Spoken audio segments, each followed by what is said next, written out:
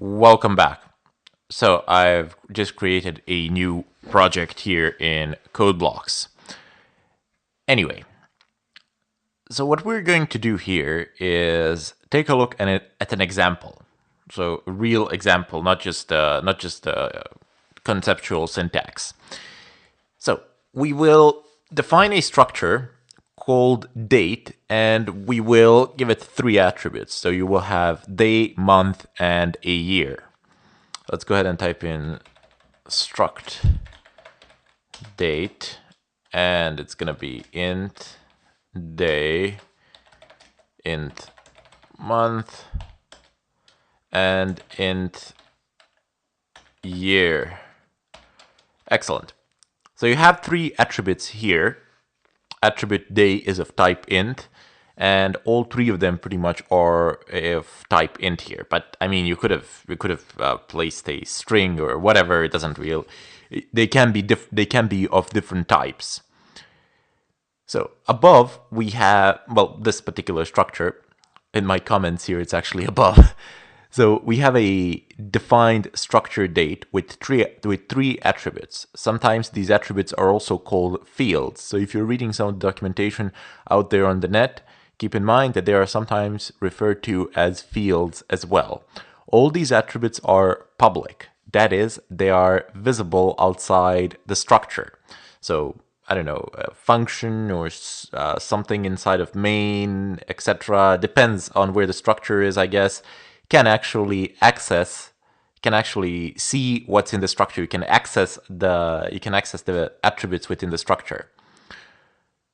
Anyway, this structure is now a user-defined type. That is, we can create a variable of type date.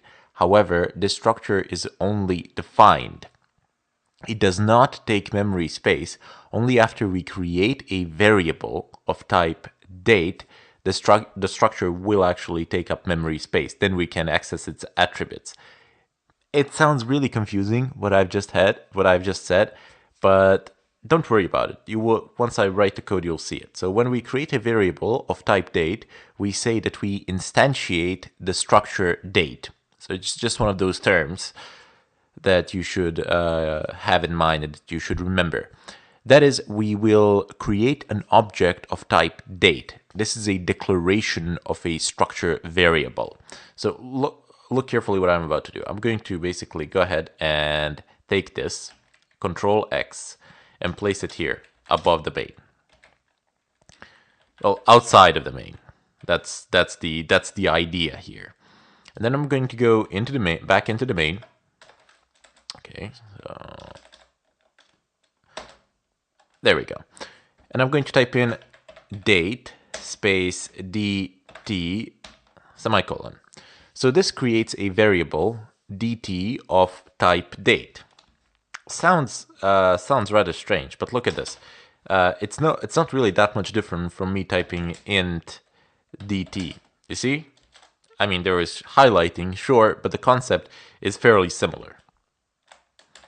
Excellent.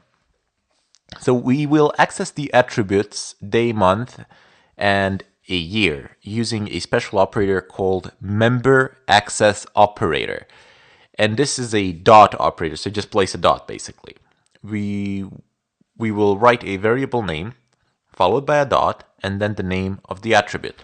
So you have a variable name, which is dt, and then you place a dot, and then you place a name of one of these variables, and that's how you would access one of the attributes here.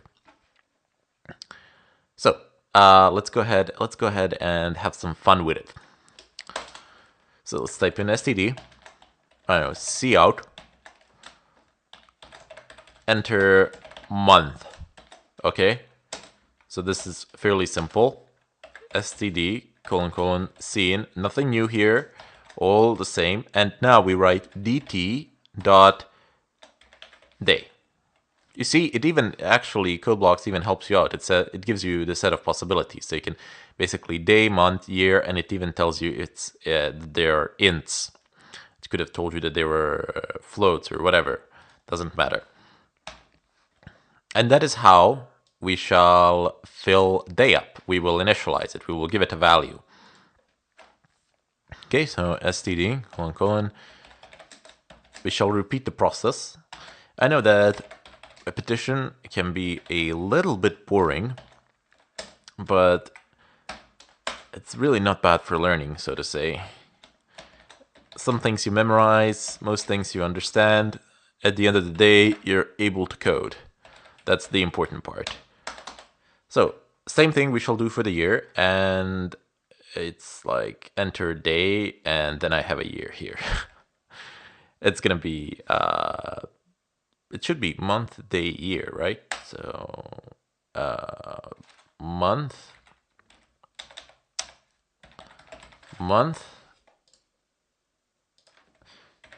day. Okay, so day, and we'll try to be cheeky here and copy this. And we shall simply rename this to year, and up here it will be year. There we go. So now our variable dt holds information about date. Okay, so date is our structure above. We can print them out pretty much any format you want, but let's just go ahead and do it like this. Well, actually, you can do it any way you want. I'm just going to go ahead and write it in this fashion. So, entered date, semicolon. And we're going to separate this. Keep in mind, this is purely for aesthetic reasons, in my opinion, because this is not going to go into a new line. So this is all going to be printed out on the same line. There is no endl or new line character here or anything like that. It's all on the same line, except I'm writing different lines of code, but when it gets printed out, it's going to be on the same line. So dt.month, you see, we're accessing attributes in this fashion. So dt, variable name, and then doth, attribute name.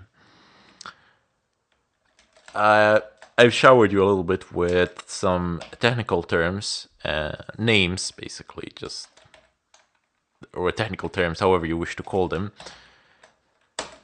Make sure that you remember at least some of them, because if you ever read any material, etc., you will encounter these terms, and it's going to save you a lot of time by just knowing what they are, as opposed to going about every time and looking it up on the net. So but on the more important side of notes, it will help you out in reading forum posts in regard to C++ and in regard to some solutions to code. Because let's be honest, if there is a coding problem, you always go to the forums. You never go to the books. Okay, so this will create a printout. So keep in mind that we can access the structure attributes only when it is declared. So keep that in mind. You can only access the attributes when it is declared. That is, when we create a variable of its type, we cannot write, for example, I don't know, let's put it like this. So we cannot write this. Date.day equals 10.